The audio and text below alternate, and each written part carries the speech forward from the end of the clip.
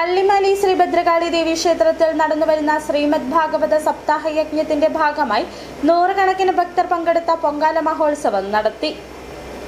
കള്ളിമാലി ശ്രീ ഭദ്രകാളി ദേവി ക്ഷേത്രത്തിൽ നടന്നുവരുന്ന ശ്രീമദ് ഭാഗവത സപ്താഹ യജ്ഞത്തിന്റെ ഭാഗമായി നൂറുകണക്കിന് ഭക്തർ പങ്കെടുത്ത പൊങ്കാല മഹോത്സവം നടത്തി. ക്ഷേത്രം മേൽശാന്തി ശിവപ്രസാദ് എമ്പ്രാന്തിരി പണ്ടാര അടുപ്പിൽ ദീപം പകർന്നുകൊണ്ട് പൊങ്കാല മഹോത്സവത്തിന് തുടക്കം കുറിച്ചു. ഇവിടെ വച്ചിരിക്കുന്ന ഈ പൊങ്കാല എല്ലാം തന്നെ നമ്മുടെ ക്ഷേത്രം ഭഗവതി സ്വീകരിച്ച് ആ കുടുംബജനങ്ങൾക്കും ഇവിടെ കൂടിയിരിക്കുന്ന എല്ലാവർക്കും എല്ലാവിധത്തിലുള്ള അനുഗ്രഹം അഭീഷ്ടം പ്രദാനം ചെയ്ത് ആ ഭഗവതി എല്ലാവരെയും അനുഗ്രഹിക്കും.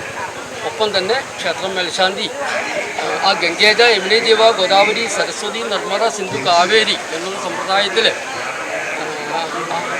ആ തീർത്ഥം ആ പൊങ്കാലകളിലൊക്കെ തളിച്ച് ഭക്തന്മാർക്ക് ആ പൊങ്കാല സ്വന്തം ഗൃഹത്തിലേക്ക് കൊണ്ടുപോകാനുള്ള അധികാരം ക്ഷേത്രം മേൽശാന്തി കൊടുക്കും.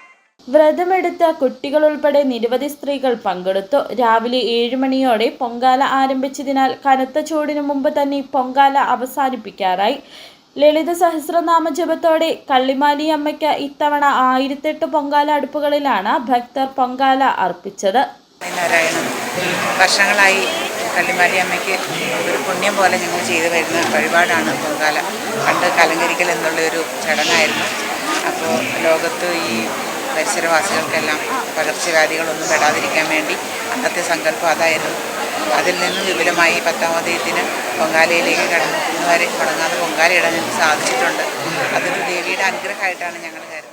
രാവിലെ ഗണപതി ഹോമം, മഹാവിഷ്ണു സഹസ്രനാമ ജപം, ഓങ്കാരം, ധ്യാനം എന്നീ ചടങ്ങുകളോടെ ആരംഭിച്ച് ഭാഗവത പാരായണം, പ്രഭാഷണം എന്നിവയുടെ ക്ഷേത്രത്തിലെ യജ്ഞവേദിയിൽ യജ്ഞാചാര്യൻ സ്വാമി ഉദിത് ചൈതന്യജിയുടെ കാർമ്മികത്വത്തിൽ നടത്തിവന്ന ശ്രീമദ് ഭാഗവത സപ്താഹ യജ്ഞത്തിനും സമാപനമായി.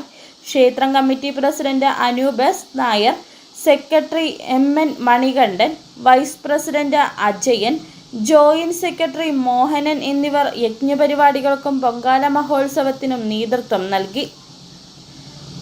City vision, Rajakkad.